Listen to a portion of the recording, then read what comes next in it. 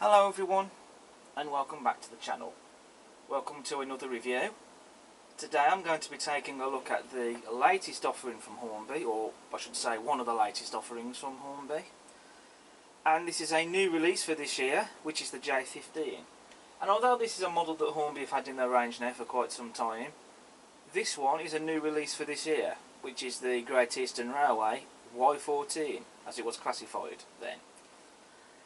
And this is a model on the preserved example that you can find on the North Norfolk Railway. Now this model has only just arrived in the post to me, so I'm going to be taking a closer look at this model to see if this was worth the money and if it's any good. So let's find out. So here we have the Y14/J15 out of the box and on the layout. First thing to report, there aren't any quality control issues with this model. That's me being honest. I will always be honest about this.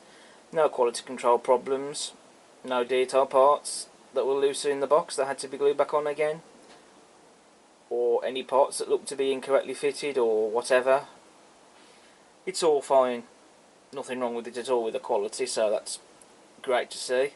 And that's the condition that I would want my models to be in. The last thing I would want them to be in is arriving with parts loose in the box that I have to glue back on again. Just one quick thing I will point out though, with the smoke box door, that there isn't a blemish mark. I have gone over the model as closely as I can to have a look for any faults, if there's anything, any quality control issues and all that. That's not a blemish mark or anything, that's just light reflecting off the smoke box door. I think by the looks of it, it's actually like reflecting from the smoke box door darts actually, because I have already looked at it and there's no blemish mark there or anything, so I just thought I'd quickly point that out. So what's the performance like straight out of the box?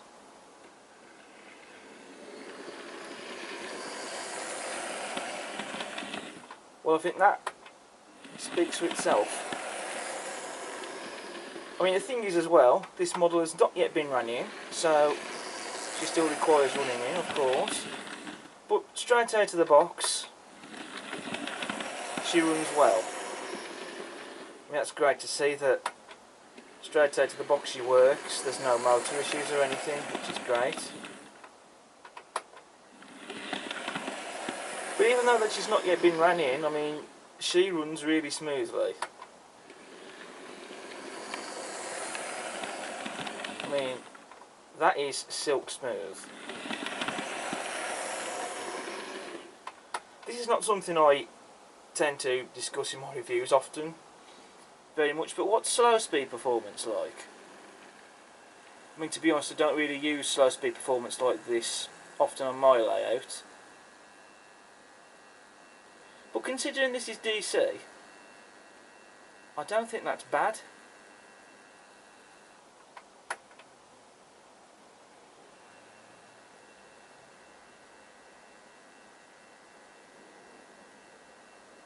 I mean, I never really use slow speed performance like this, as I've said anyway, on my layout, but for DC, I actually think that's pretty good, I think.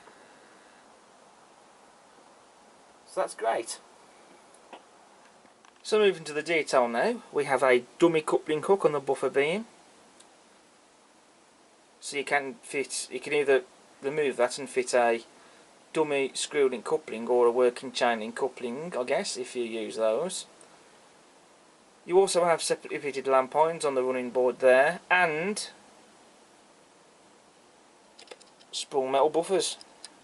There's some very nice crisp lining applied on the buffer beam. You've also got the loco's running number, 564, crisply printed, and that's been very well applied as well, if I do say so myself. And I'd say they've got the style of the numerals correct with that as well. And there's also some nice rivet detail on the buffer shanks as well, just on the ends here. And that's some fantastic detail, I think. Moving to the smoke box door. On the smoke box you have a separately fitted lamp iron just on top here. You have to excuse my giant finger there pointing to that. Then you have the smoke box door darts, which are separately fitted, and they have been picked out and painted in what I think is supposed to be a chrome colour. And you've also got the hinges as well that have also been picked out in that colour. And it's just like as you see the real thing in preservation, and I think it looks fantastic. Especially with them being painted, I think that makes them pop out a bit more, I think. It does look really nice. You also have the stovepipe chimney, which the preserved example in this livery at the North Norfolk Railway has. So that's fantastic to see that replicated on the model. Now there are parts of the loco body construction that I believe to be made out of die-cast metal, because the running plate and running board, when handling them, they do seem cold to touch, as is the boiler of the model. So that would suggest to me that they are die-cast metal constructions, whereas the cab isn't cold to touch, so that would likely be a plastic construction. If I'm wrong though, I'll happily be corrected on that. But usually when it's die-cast metal, it is cold when you touch it. You'll know what I mean when you handle it. So I would think that this has die-cast metal construction. If that's the case, then I think that's fantastic to see. It's nice to see some die-cast metal body constructions, and it will also give this model some more weight for more traction. You can also see we have a separately fitted metal handrail there on the boiler, very well applied.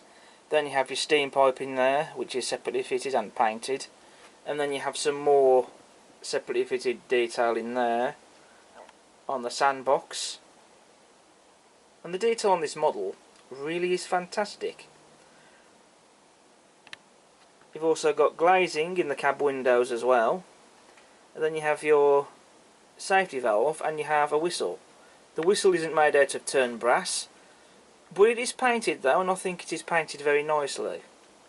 You also have some visible daylight under the boiler as well, and some inside motion detail, although that is just a representation of it. None of that works, but it's there. You have separately fitted handrails on the cab side's just here, as you can see. Again, fantastic bit of detail to see. You've also got some rivet detail as well on the cab sides. You've got a footstep and some more of that steam piping, separately fitted, and it's been painted. The chassis on the loco is also very nicely detailed. In particularly as well, you can also see the springs there, just behind the loco's drive wheels. You do have to look closely to be able to see that, otherwise you would miss that detail, but it is there. And it's nice to see that that detail is there and it's been replicated, even though that you're not really going to see it. You have to get close up to see it, but it's still there though. Now the interior detail on the back head there inside the cab, I think is absolutely fantastic. The way that that's been modelled, I think is superb in my opinion. That does look fantastic. The only thing that this cab needs, to be honest, is a driver and fireman, just like many of my models, so that's something that will have to be sorted, I think, in the future at some point.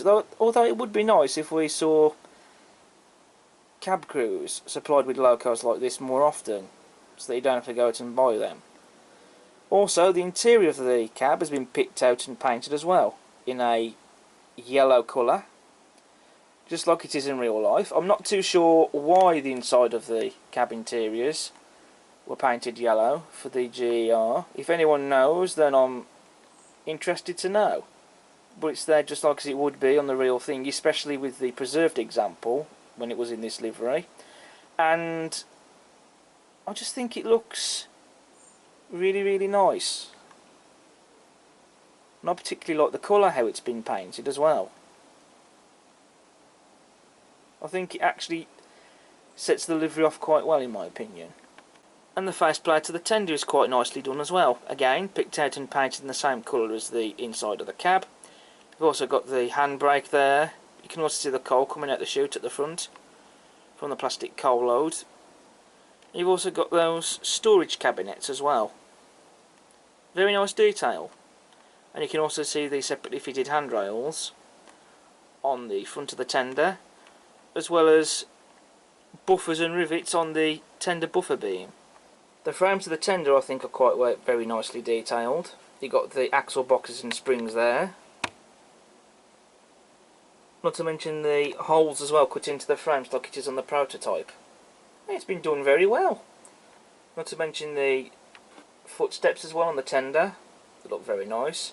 And of course, as you would expect, metal wheels in the tender too. There's a plastic coal load in the tender which you can remove. So you have the option there either to scatter your own finely crushed up coal on top of that, or remove the plastic coal load altogether and replace it with your own coal load in there. And I will be adding real coal to this loco at some point. And then moving to the back of the tender, you have sprung metal buffers just like as you did on the loco. As standard, you got the tension lock and M couplings. Again, another dummy coupling hook. You have separately fitted handrails there and lamp irons, and you've also got the guard irons there on the tender. And again, very finely applied lining on the buffer beam. Now the livery application on this model I think is absolutely gorgeous. I have had the privilege of seeing the real loco, although albeit not at the North Norfolk Railway where it's based at. I don't think the loco is in service at the moment from memory. I believe it's been withdrawn for an overhaul. But I did get to see this loco, and that was when it visited the Severn Valley for one of their autumn galas. I can't remember which one it was, but it's going back a few years ago now. But it was great to be able to get to see this loco in the flesh and in this livery. And as you know, I already own an Akira scale buck jumper in this livery, so when this was announced I had to have it, really. It was something that when it was first announced I was seriously thinking about getting, and when it was released I knew it was something I had to have. As for the livery application, I think it's been very well applied. I can't see any imperfections or blemishes, anything like that at all. The livery's been very well applied, and it just looks absolutely beautiful, especially with the lining that's been applied on here. I just think that that red lining is something that sets the blue off really nicely, especially with that, shall we call it, black border around the tender, as you can see, and around the cab sides. You know what I mean. I think it actually really adds quite a bit to the livery, I think, in my opinion. I would say that the livery is quite possibly correct to the real thing, if not close at least. Although the thing is though, with any livery, certain lighting can dictate on what shade it actually is, and no doubt that's also the case for when you're looking at it in photographs as well. But I think it is a beautiful livery though, and I think it just looks fantastic. The style of the font though, used for the GER lettering, is correct. It's been very well applied. Then you have the number plate for the cab sides, and then on the wheel arch you have the, I think is a crest or a logo that's on the wheel splashes. The preserved loco in this livery did have that on the wheel arches, so it's there, it's been replicated. And the print on that I think looks wonderful. I think that looks fantastic. And I'll just show you the other side of the loco. Looking at it in the pictures, all of the detail that's on the preserved example is there. And all this detail has been very well applied, and it is separately fitted as well. Again, I'll add. And it just looks superb. Now this model does come fitted with Hornby's older style electrical connector for the loco to the tender, which is wires fitted to this plug that go into a socket. Now if you are going to separate the tender and you remove the plug, you do need to be careful. That's just one thing to be mindful of. So you will need to take care when unplugging that, because the last thing you want to do is cause damage to the plug or even damage the wires.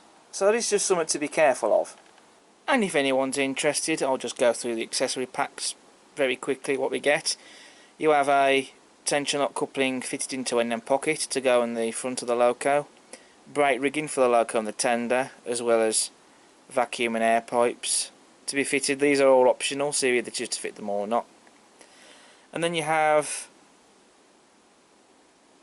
the cab side number plates, which again you can either choose to fit over the printed ones or not. And they do look quite nice, I think, so I think I will be fitting those, as well as fitting some of the other details from the accessory packs. Now, if anyone didn't know this already, I do actually already own a Hornby J15, and I have done now for several years at least, something like that. I can't remember exactly when I got this, but when I did get it, it was a birthday present from my sister. And so for that reason I wouldn't move it on, because it's a gift. And this is in the LNER black livery. And to be fair, I think this is a fantastic model. I think the J15, in my opinion, is probably one of Hornby's best steam loco models that they've produced. I don't think I've seen anyone who's had anything bad to say about them, really. And now I have a second J15, or in this case the Y14 in the GER livery. And it's just so nice to be able to get this version as well, which, to be honest, it is something I had hoped that Hornby would do at some point, and now they have. And it's nice to have this one available now. Right, so having gone over then pretty much all of the detail on this model, what I'm going to do now is I'm going to get it running.